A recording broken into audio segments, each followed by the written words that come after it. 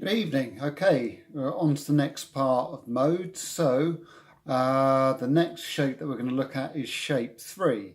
So we started on G, on the 3rd fret, moved up to A minor, that's we did shape 2, that would have been the Dorian shape. So we move up another tone, so this would be B minor if we're in the key of G, and we come on to the 3rd shape.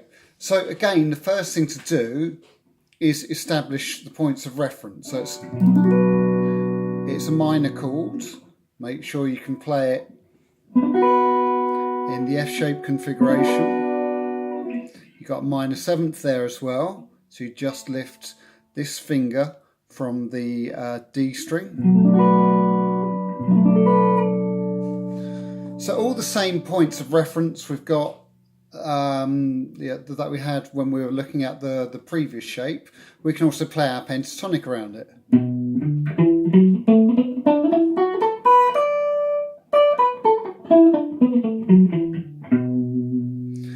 So all the same point of references apply. So what we're going to do with this one is we're going to fill in 2 different notes. So the previous scale, the Dorian scale, you could think of as a minor pentatonic, and you add a 2nd and a natural 6th or a 6th. And what you do for the next one, which is the Phrygian mode, is you're going to flatten those 2 notes. So we're going to add a flattened 2nd and a flattened 6th. And if you know the minor scale, you find a flattened 6th in the minor scale. So let's see how this fits together. So again, I'm just going to re-establish my normal pentatonic. So make sure you can play the pentatonic at this position, because that acts as your point of reference.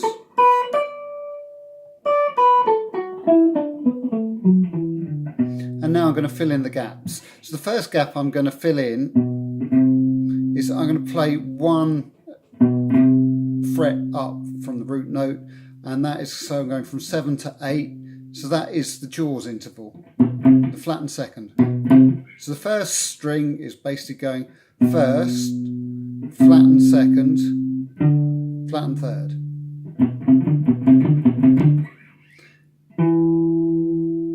So we carry on up our pentatonic shape, and then we glue 1 extra note up.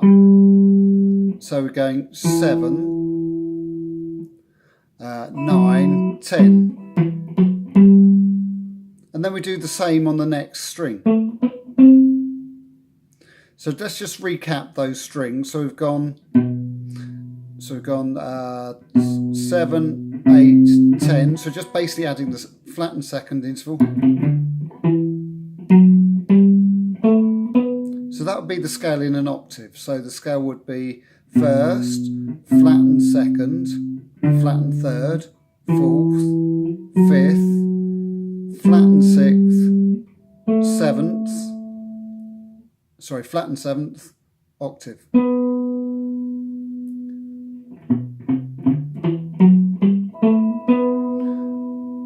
And then we add this note here. So the scale starts again. So that's our flattened 2nd interval, flattened 3rd, 4th.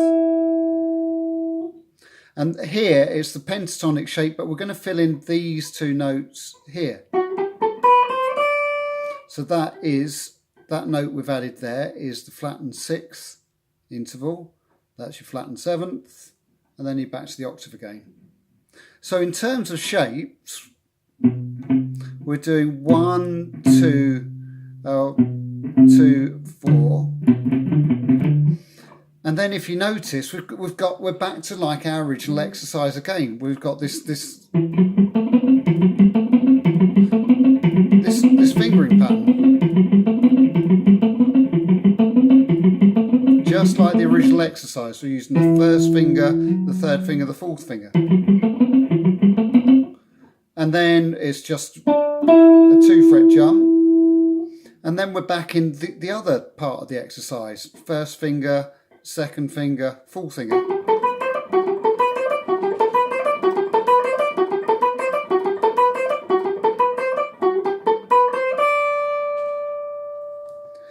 So it's really good to break, even if you just do those 2 parts of the neck. to do those as exercises, because again, once you start gluing the scale shape together,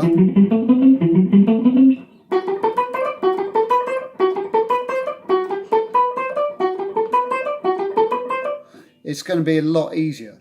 So you need to be able to go through this scale slowly and name the interval. So I'm just going to do that. First, flattened second, flattened third, fourth, fifth, flattened sixth, flattened seventh, octave. And start again. First, flattened second, flattened third, fourth, fifth, flattened sixth, flattened seventh, octave. And if I continue, I've got a flattened second, a flattened third. But as I say, but in terms of patterns,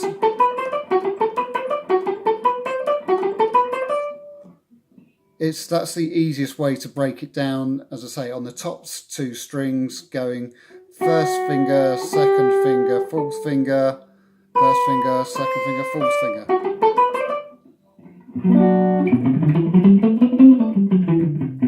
So again, what you should do when practicing these scale shapes is play the chord, and then you get the idea of what the scale sounds like against the chord.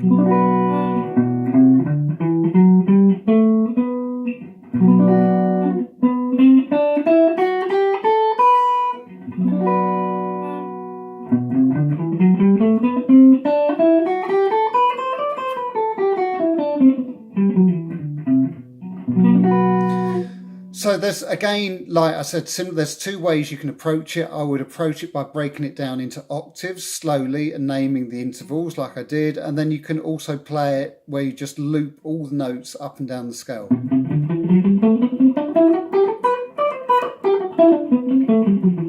Oops.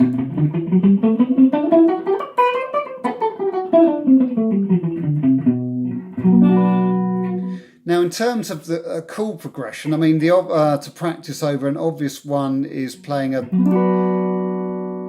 minor chord, and then it goes up into a major chord. So that's where you get this kind of Spanishy sound.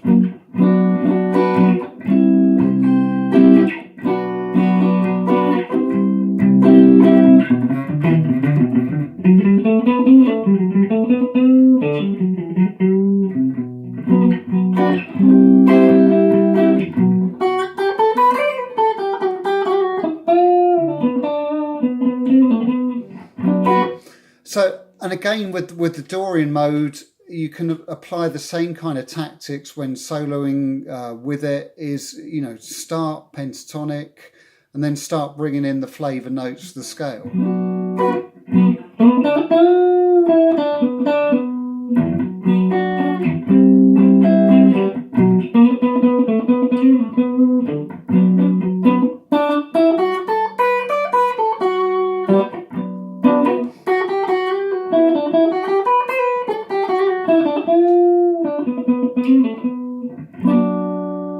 So again, you know, you're looking for the strong chord notes.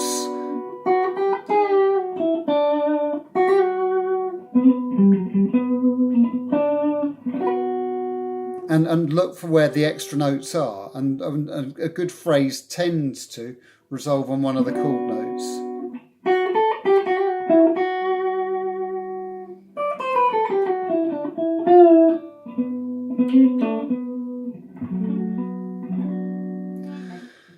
So that's it basically. So the previous scale was basically it's just a pentatonic with your natural second and your natural sixth in it, and you just move the two notes down. It's a pentatonic with a flattened second and a flattened sixth in it.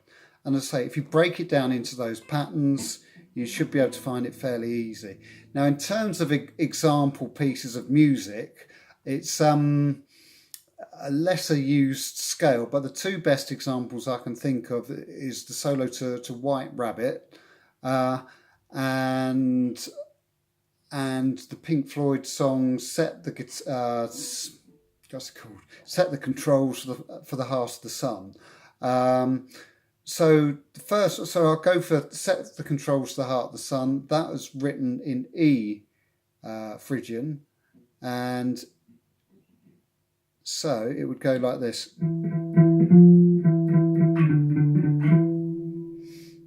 So basically what he's doing there, so I'm starting on the E note,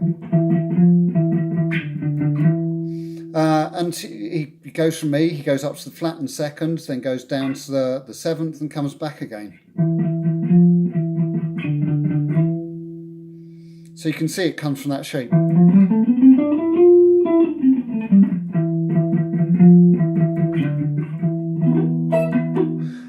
And then the melody continues.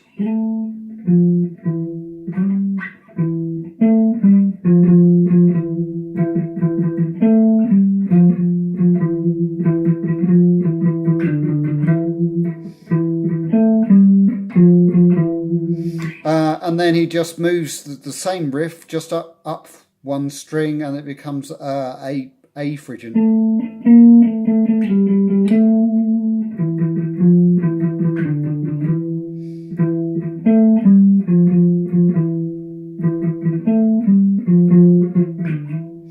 So that's one example, musical example. Now another one that so White Rabbit. Now here's the weird thing about White Rabbit.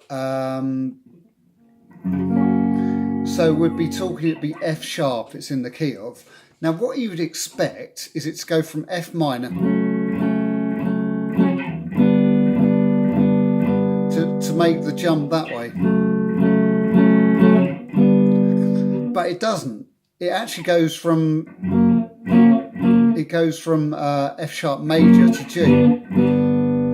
So theoretically you'd expect the Phrygian dominant would be theoretically a better scale to choose over it,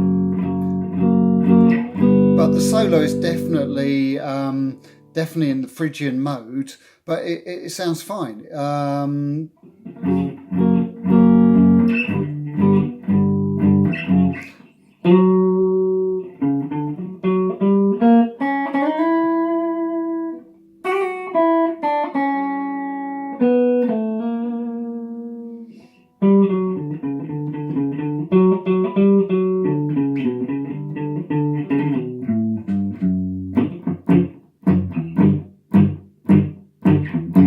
So most of the notes in there came from that mode. He snuck in one extra note that you could see as a chromatic mode, or you could say it came from the Phrygian dominant. But for the most part, you can find that solo in the Phrygian mode, and it sounds great. So that would be the musical examples that I would think of when I'm thinking of that mode. And the White Rabbit solos is fairly easy, and it's a good one to learn. It really gets you into that spooky sound of the mode. So that's it. So it's probably less used than the Dorian mode. The Dorian mode finds its ways into all kinds of things, but because it's got such a distinctive specialist sound. It sounds kind of almost Spanishy. There's not as many popular examples that use it, but it can still be a really effective mode if that's your bag, wanting to write something with those tense intervals. And that's it for that one. So the next mode is going to use the same shape, but what I would suggest you do is really get to grips with this shape. Just play the pentatonic and then practice adding the extra notes and really get this under your fingers before you move on to using this the same shape to get the Lydian mode. But we'll see more of that in the next lesson. Okay, thank you.